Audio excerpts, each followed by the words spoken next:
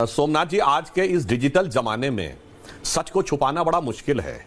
जिस जमाने में केजरीवाल जी मफलर लपेट के और मुझे चाहिए जन लोकपाल वाली टोपी पहन के टीवी पे आते थे, तो बरखा दत्त को दिया गया उनका इंटरव्यू अवेलेबल है, जिसमें कह रहे बताइए हमको अर्बन नक्सल कहा जा रहा है, क्या मैं नक्सल हूं? क्या मैं नक्सल लगता हूं? मैं तो बिल्कुल नक्सल नहीं हूं। और आज जब से मफलर फेंक दिया है और वो टोपी जनता को पहना दी है, जो स्टेटस को चेंज करके ऐसा एक्सचेंज किया है स्टेटस को के बाद, अब आके कह रहे हैं मैं दिमागी नक्सल हूं। भाई साहब, 10 साल के अंदर किसी आदमी के स्टेटमेंट में इतना बड़ा अंतर अगर देखना हो तो आपकी पार्टी में देखना चाहिए। और फिर यह भी बताना चाहता हूं, आपकी पार्टी तो अद्भुत है। आपकी पार्टी ने तो क्या व्यवस्था को चैलेंज किया था कि हम मकान में नहीं, हम तो 2 कमरे के मकान में रहेंगे, मुख्यमंत्री आवास नहीं चाहिए, तो शीश महल ले लिया। आपके पार्टी ने, अब छोड़िए वो सब बातें कि वो वैगन आर कार कहां गई, जब पहली बार शपथ लेने आए थे तो सब मेट्रो में आए थे, गाड़ी नहीं लेंगे और वो बंदूक नहीं लेंगे, सिक्योरिटी नहीं लेंगे, फलाना ढिमाका। और एकमात्र नेता थे जिसके पास 2 राज्यों की Z+ सिक्योरिटी थी, 2 राज्यों की Z+ सिक्योरिटी, पंजाब की और दिल्ली की। पंजाब के इनके मुख्यमंत्री का जो काफिला है वो कैप्टन अमरिंदर सिंह और बादल साहब दोनों से ज्यादा है। खैर छोड़िए उस बात के ऊपर, मैं जो मुद्दे की बात कहना चाहता हूं ऐश्वर्य जी, यही आम आदमी पार्टी जब खड़ी हुई थी तो कांग्रेस को लालच आया था, जबकि उस समय तो वो सत्ता में थे, कि बीजेपी को किनारे करने में इसका उपयोग किया जाएगा। और उस लालच का फल यह निकला कि आम आदमी पार्टी आकर बैठ गई और कांग्रेस साफ। कांग्रेस पिछले 6 चुनावों में 3 लोकसभा और 3 विधानसभा में 0-0-0-0 पे दिल्ली में है। यही इनका हश्र हो सकता है। इनको लगता है कि कॉकरोच जनता पार्टी या कुछ नए का हम समर्थन कर लेंगे, या दिमागी नक्सल पे। भाई साहब, आपको समझ में नहीं आता, बोला कब गया? चिदंबरम साहब ने खुद कह दिया कि मैं दिमागी नक्सल हूं, मुझे दिमागी नक्सल होने पर गर्व है। और ऐश्वर्य कपूर जी, मैं बताना चाहता हूं दिमागी नक्सल होता क्या है। 13 अप्रैल 2006 को डॉक्टर मनमोहन सिंह ने बतौर प्रधानमंत्री कहा कि भारत के लिए इंटरनल सिक्योरिटी में आज तक के इतिहास का सबसे बड़ा चैलेंज अगर है तो नक्सलिज्म है। और बेशर्मी की हद देखिए कि उनका गृह मंत्री कहता है मैं अर्बन नक्सल हूं, मैं दिमागी नक्सल हूं। जो डॉक्टर मनमोहन सिंह सोचे थे, पर ये लोग ऐसा जकड़ के अजगर की तरह रखे थे उनको नक्सली लोग, कि वो कर नहीं पाए थे। वो 31 मार्च 2026 को जाके प्रधानमंत्री जी के नेतृत्व में अमित शाह जी ने करके दिखाया, जब भारत नक्सल मुक्त हो गया।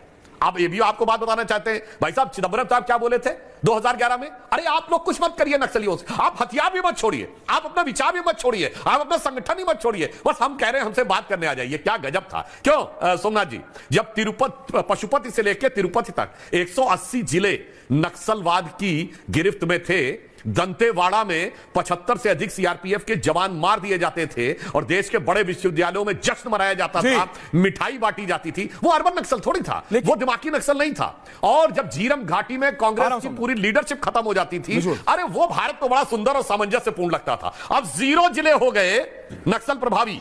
बस्तर में बस्तर ओलंपिक हो गया 2 बार। अभी कुछ दिन पहले नेशनल हैंडलूम डे के ऊपर ट्राइबल समाज के हैंडलूम बनाने वाले जेन ज़ी युवा रैंप पे चलते हुए नजर आए। नहीं, ये भारत खराब नजर आता है। 1800 से अधिक बैंक की ब्रांचें खुल गई, 1300 से अधिक एटीएम खुल गए, 6000 मोबाइल टावर लग गए, 22 लाख लोग आयुष्मान भारत से जुड़ गए और वो राष्ट्र की मुख्य धारा में आ गए। इसमें समस्या नजर आती है।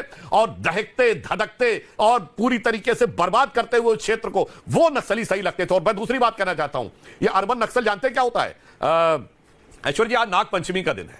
देखिए एक अद्भुत संयोग देखिए, प्रधानमंत्री जी ने स्वतंत्रता दिवस के दिन दिमागी नक्सल कहा और नाग पंचमी आते आते आस्तीन के सांपों के मन में जो जहर भरा हुआ था, सब खटाखट निकल के खुद कहने लगे मैं दिमागी नक्सल, मैं दिमागी नक्सल। अरे हमें उम्मीदें नहीं थी कि 24 से 48 घंटे में ये डोज इतना जबरदस्त असर कर जाएगी। अब मैं बताना चाहता हूं, वो भारतीय सभ्यता, वो हिंदू सभ्यता जो नाग को भी पूजती है, वो सभ्यता जहां आज सावन का सोमवार है, भगवान शंकर गले में नागराज को डालकर बैठते हैं, नंदी बैल को हम पूछते हैं, भगवान पशुपतिनाथ है उनको हम पूछते हैं, हम बंदर हनुमान को पूछते हैं, हम कार्तिकेय के वाहन मोर को पूछते हैं, हम गणेश जी के वाहन चूहे को पूछते हैं, हम पीपल को पूछते हैं, हम वट वृक्ष को पूछते हैं। मगर यह सभ्यता ट्राइबल से अलग है।